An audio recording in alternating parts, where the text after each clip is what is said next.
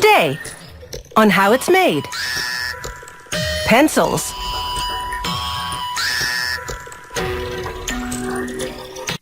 The lead inside a pencil isn't actually lead. It's mostly graphite, which was discovered in England in the mid-1500s, giving birth to the pencil industry.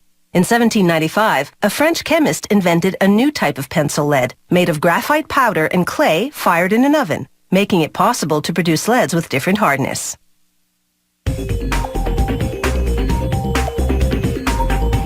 For the pencil's body, you need a type of wood that's soft enough to sharpen, yet strong enough not to bend under the writer's hand pressure. This German pencil factory uses cedar from California. The wood is 5 millimeters thick and arrives pre-cut in slats of 18 by 7 centimeters. One by one, the slats pass under a giant cutting wheel. It carves grooves that will become the channel down the middle that holds the lead.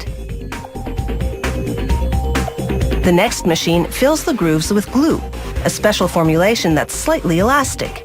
This cushions the lead so that it's less likely to break inside the channel. Every second slat moves on to another conveyor belt. The ones that stay on this line head toward the machine that lays in the lead.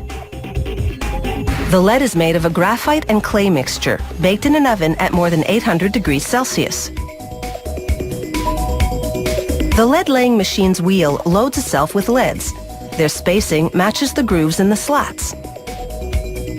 It's the same process for colored pencils, only the leads are made of wax, clay, and pigments, with no baking required.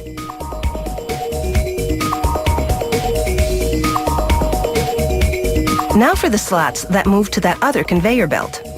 An automated arm flips each one over, slides it across a glue applicator, then drops it onto a leaded slat on the other conveyor belt.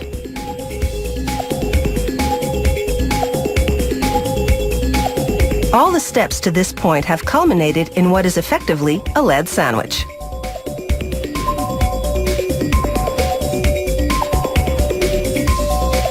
Now a plunger squeezes those sandwiches together with a full ton of pressure. It compresses them for an hour while the glue dries. After that, it's just a matter of slicing the sandwiches into pencils. This shaping machine makes the hexagonal profile in 2 steps. First, its upper cutter forms 3 sides on top, then its lower cutter shapes 3 sides on the bottom. As soon as the bottom side is cut, the pencils separate.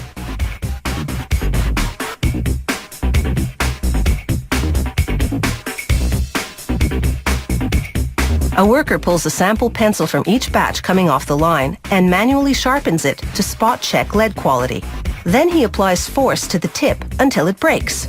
For a pencil to pass this strength test, it has to withstand at least 2 kilograms of force.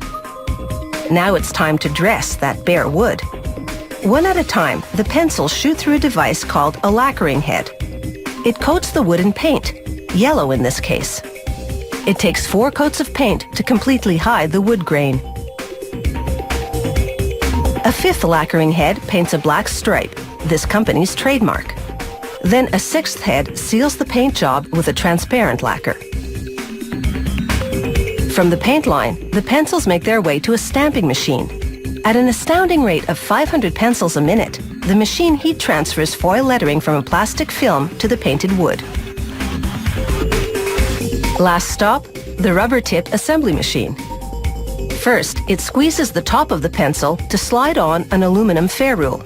Then it inserts a rubber eraser into the ferrule's other end and squeezes that tight.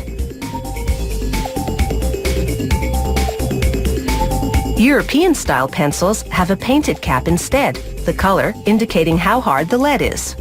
After a coat of transparent sealer, the pencils take a series of dips in the first color, then once that dries, in the second color. The final coat is a high-gloss lacquer. The pencils are finally ready to roll across a grinding drum for sharpening.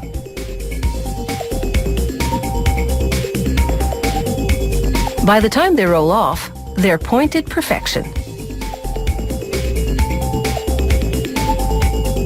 Looking as good as they perform, Today's pencils sure have the right stuff.